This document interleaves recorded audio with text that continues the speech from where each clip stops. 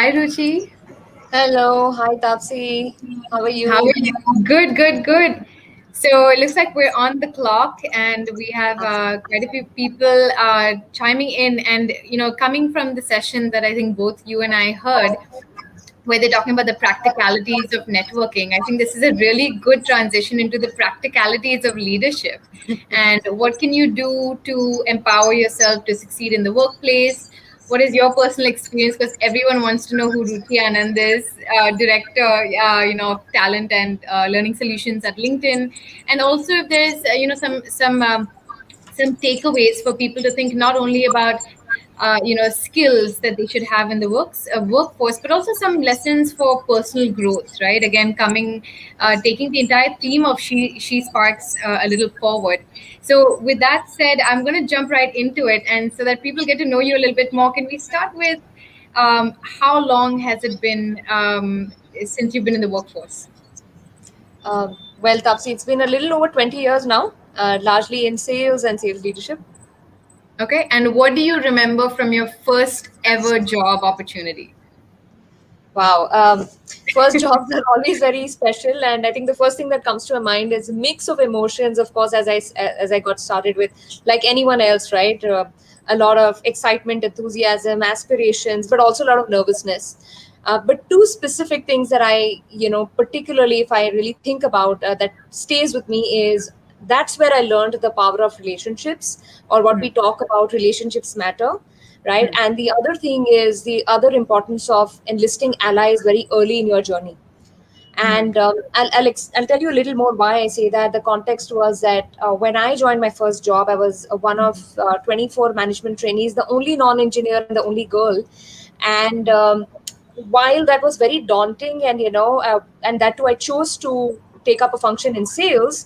Hmm. it, that's something I really wanted to do. What really made me successful were my peers. The relationships that I was able to build with people around me, and not just within my team, but across team. Right, like you have pre-sales teams, you have post-sales teams, all those teams, and the amount of collaboration that's required. And I felt I still like my some of my best professional friends are from my first job, who really taught me a lot in terms of the basics of selling and everything. So I think power of having allies, rooting for you. Now I understand that when I actually look back. But yes. Yeah, and this is, it ties again so nicely to what we just heard, around networking and the importance of having people who can support you True. on your journey and where you go. I think it's really interesting also that you're a woman in sales, right? And is there anything, that you can share to me about, people's experience or expectations from you being a woman in sales? Because that's not something, that is usually put together, and yet you have you're owning that space.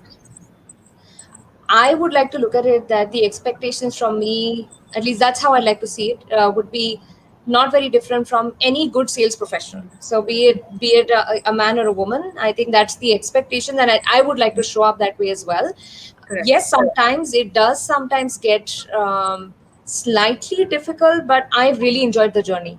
Hmm. Because I have, it's again aligned to what I've enjoyed doing most, connecting with people, understanding businesses, as well as, seeing, I think, again, another very important thing we keep talking about is the power of purpose, right?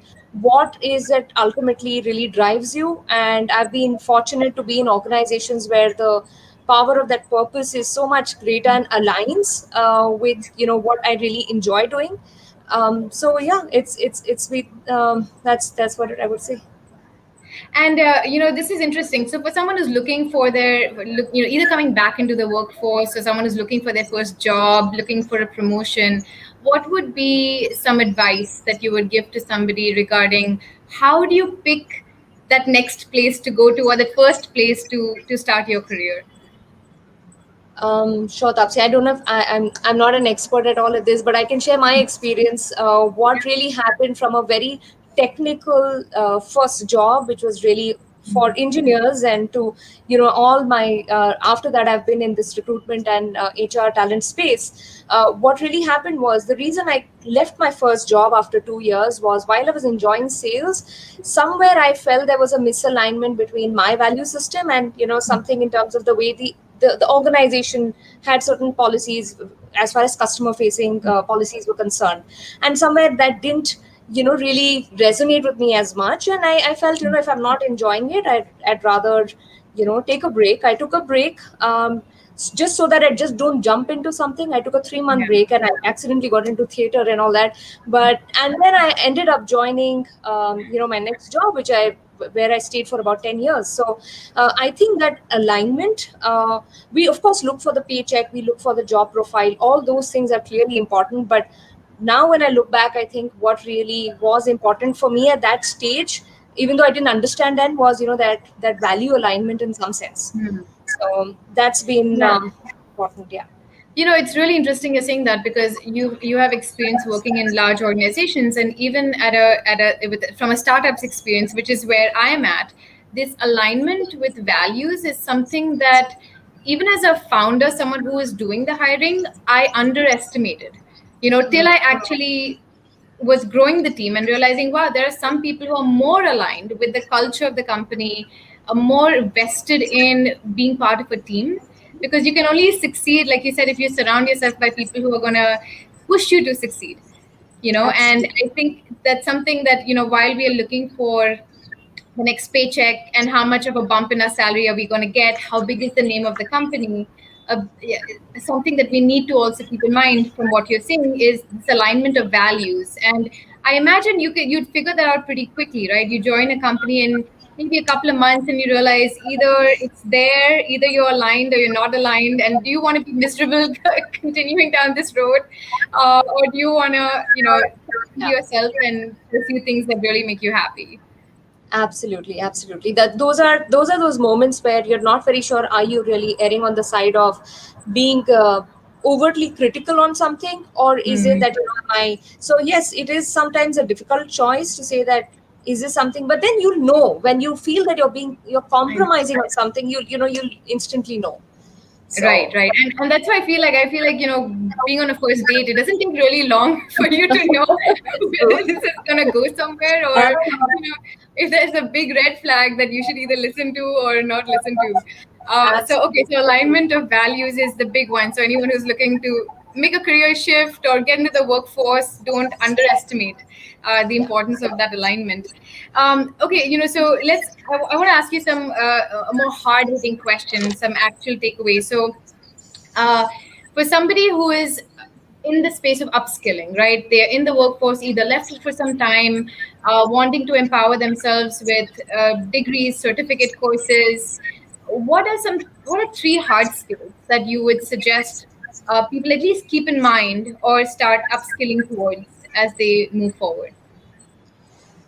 So of course there are, depending on the interest areas and what aptitude and what you really enjoy doing. I can probably just cite some LinkedIn survey data and data as well as what we see on our trends that we're seeing. So of course, one, I would say, if we talk about from a technology perspective, there are clearly very high demand for specialized engineering roles, or artificial intelligence roles, machine learning specialists, AI specialists, all those kind of roles. There's cybersecurity roles. There's a lot of demand within the data science space as well. So data science specialists or analytics. And the other way is also, what we're also been seeing, of course, is clearly an increase in social media and digital marketing roles as well, right? So if you are inclined that way, or you'd love to be within the e-commerce spectrum, you look at e-commerce coordinators or online specialists and those kind of roles. The other thing also which we've been seeing clearly is user experience design roles, right? So of course, now these are specific segments that people would want to kind of probably look at upskilling. However, I think a large focus that we've been seeing is how people are adapting to learning a lot more soft skills, because that is actually way critical for everyone to get ahead, which is normally undermined. But the surge that we've been seeing in our learning data across LinkedIn Learning, especially on soft skills, is really high. So creative thinking, problem solving skills, time management, all these things are something that we've been seeing an uptick. Yeah, actually, you just predicted my next question because I was going to say, in addition to hard skills, because we know where technology and design are going. So if you're Yeah. looking for some those skills to take with you, doing a certificate course to even understand what UI UX means, or understanding content strategy, digital marketing, that is where jobs. The same LinkedIn report that I was looking at, the emerging jobs report, I think it was. Yes. Um, Yes. but in addition to that, you do need the soft skills which transcend work as well, right? I almost feel like soft skills are life skills, almost, right? If you have the ability to work in a team, it doesn't matter whether you're bringing that ability in the workforce, or you're building that ability, you're bringing that to a networking group in your society, to get together for a Diwali party. Yes, yes. No, you said that very well, Tapsi. In fact, hard skills can be taught, but soft skills also can be taught. They can be learned, I would say, but those are truly life experiences, and those are experiences that we as parents want our children to kind of learn and embody as they're growing up, because those are so critical. Like, for example, we spoke about critical thinking, problem solving, collaboration, is so critical, as well as agility and adaptability, right? Right. Very, very, very crucial. I mean, I think that's one thing that we really learned, how to be so agile and adapt Yeah. ourselves. Yeah, and there are a lot of courses actually that, there are things that, like you said, there are ways in which you can go online and literally do a critical thinking course to get some templates and frameworks on how to think differently about situations and problems, and Totally. deconstruct problems towards solutions. And then, of course, there are things that you learn on the job. So it's like, get yourself out there, expose yourself to things that allow you to learn what team building is, because there's some things you can only learn by doing. True. So let's keeping this conversation going with soft skills and the ability to just make life work, right? Skills that transcend work and personal life. Do you have some tips for personal growth, especially as women? I feel like there are times when we might doubt ourselves, aren't sure about, should I put my foot forward, should I make a suggestion, will my opinion be valued? What are some tips that you can give to women to enhance their personal growth journey? Sure, Tapsi. I believe the very first step for any one of us is really on the journey of self awareness. So I think the more we are self aware and we invest time in knowing ourselves, I think that's a good starting point, which is what we do not tend to do so much, because you're obviously investing a lot of time on everyone else, but invest time inwards to know where you are, what are the areas that you're really great at, and what are the things that you need to build on to be successful. So I think that's a starting point. And I'll actually link this to the other thing that I've always believed in, which the previous panel also spoke about, is having a personal board of directors. So if I am not very clear at, maybe I have blind spots and I don't really know what I'm good at, or maybe what I'm not doing well, always, like every successful organization has a board of directors with different specializations, right? They are contributing to the success of the organization. How can we do that for ourselves? So, like, maybe your first college professor, or your first boss, or maybe someone in your family, your father-in-law, anyone, have your personal board of directors who are invested in your success. And that goes back to the point of seeking. Yesterday also we heard this, ask for help, right? So I think that actually adds value. And the third thing I would say is be very, very open to new experiences. I believe what doesn't challenge you doesn't change you. So the more we actually put ourselves in situations, that's a true test for us, and we really don't know what, we'll really keep pushing boundaries, right? And that is the sense of growth. Whenever you'll always feel a sense of growth only when you've been challenged to do something which has been, oh, I didn't know I could do this, right? That's when you feel that, yes, I've moved ahead, right? So I would define personal growth that way, and not really in terms of just what's the ladder I'm climbing, or it's just the skills that I'm acquiring and on the way. Yeah. And I think the power of gratitude, that is one thing I must say. Power of being grateful, and I strongly believe in that, because that really helps us grow further. The more we are grounded, Right. that kind of helps. So So to pick up on your idea of a personal board of directors, I love that idea. I've not heard of it before. I think it's really blowing my mind, and I'm wondering if it's similar to a mentor-mentee relationship? Are you accruing mentors around you, people who you can tap into? But also it could be surrounding yourself with champions, right? People who strongly Yes. believe in what you have to bring. You know, that your husband, your friend, your brother, someone who says, "You're so great, Ruchi. Like you're so good at what you do." And I think that we all need that for Yeah. self-validation, right? Sometimes we can't just rely on Absolutely. our own strength. We need other people to cheer us on.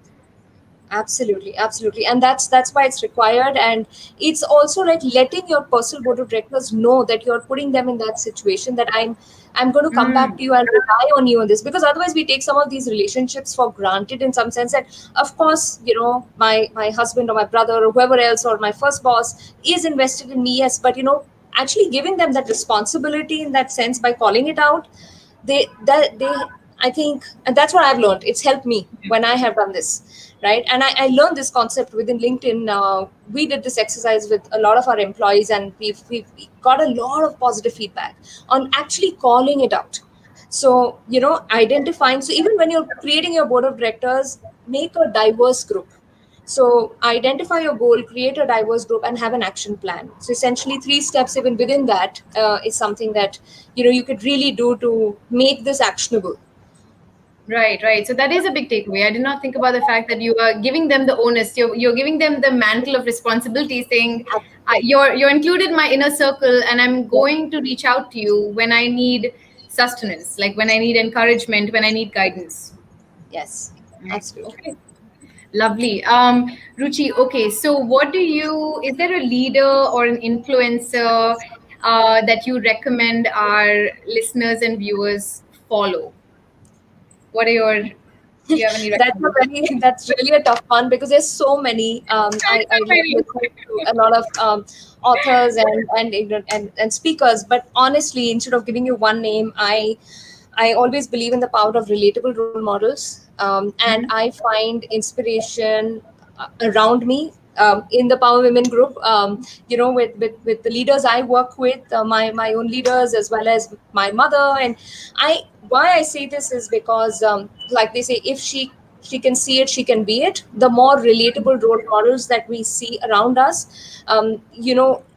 in some sense, it's easier for us to just take that inspiration and then apply some of those Yes, learnings. So yes. yes, but of course, I mean, there are many leaders that I follow, so I'm sorry I can't give you one name. No, no, But no, no, no, absolutely. But see, this is what I like. It's very practical, right? And that's where I think this is going to resonate with everyone. And the last question before we go: how many hours of sleep do you get in the night? that's going to be something which is, maybe people should follow. I am working on it still. It's maybe Be honest. we were 5 to 6 hours. Yes, Okay. I'm getting there. Yeah, I'm getting better to 7 and 8, maybe, hopefully. But yes, All I right. don't. All right. 5 to 6 hours. Okay. So it's Ruchi Anand. Ruchi, thank you so much. Thank Director you of so Talent much. and Learning Solutions at LinkedIn. It was an absolute pleasure. Thank you. Likewise, absolute pleasure. Thank you, Tapsi, and thanks, Anjali and Nishla.